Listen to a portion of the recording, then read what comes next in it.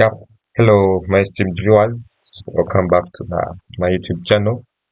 From where we stopped last time, we talked about things, but today I'll be introducing to you the topic we call information literacy. As you can hear from just the two words, information. We all know what information means. Information is let me say something we obtain, be aware about something. Let me say the news, education, we attain information to get to know something. And literacy is being educated. Okay, it's being informative, being with the information, knowing how to use it, and all the steps. So in this chapter, I'm just going to take you through information literacy and its basics, and show you exactly what information literacy is, how it helps you, and all the things that come along with it. So, in that case, I prepared a PDF for you as presentation.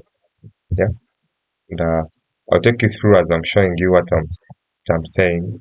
So, this is my presentation here. Uh,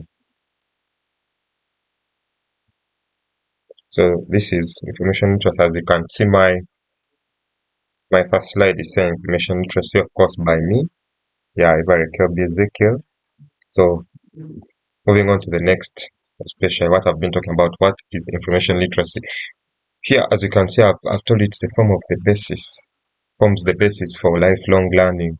It's being aware, learning things that surround us, things that you didn't know, you learn them and know what they really mean, and some things what they stand for. And with that, when you're aware of the information and you know how to use it, interpret it, and put it in practice, it will enable people to master content, extend investigations, as in the research, become more self-directed, and assume greater control over their own learning. Because now you know what you're studying and whatever you're doing.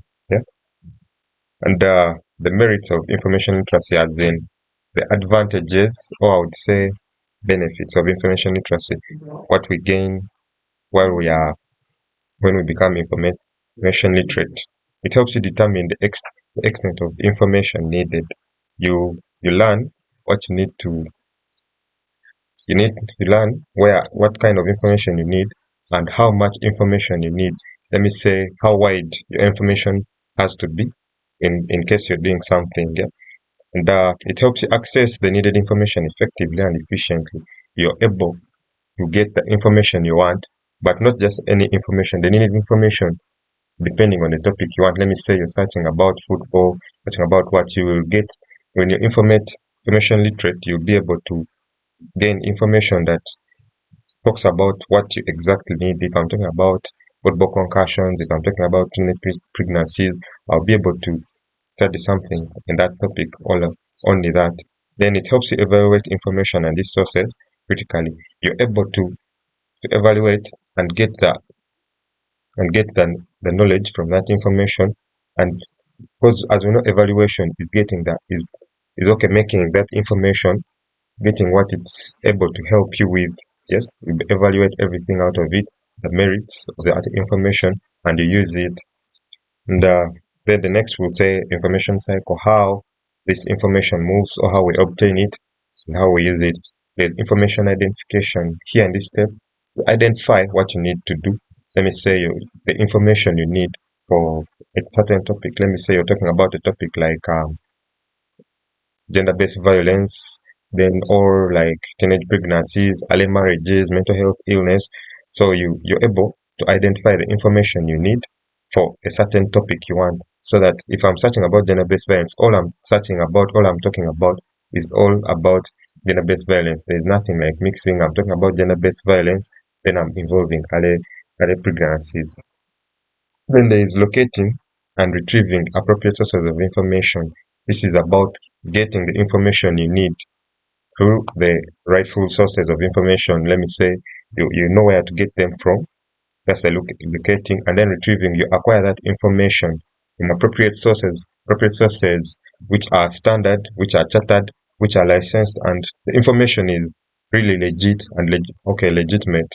It doesn't have any blunders. So, and then evaluating the information and sources critically. That's the other step of information cycle. You evaluate, you know what is inside there, you expand, and you know what is really in that. Then synthesizing information retrieved. This is more like synthesizing is more like breaking it down and understanding what it is, whatever is there. Because let me say you're talking about early pregnancies, you break it down, you know what does early pregnancy mean, where does early pregnancy take place, what age does early pregnancy take place, and then you make like research where in which places is it that common, and which tribe of people, and the causes, the effects. So that's the synthesis of the information.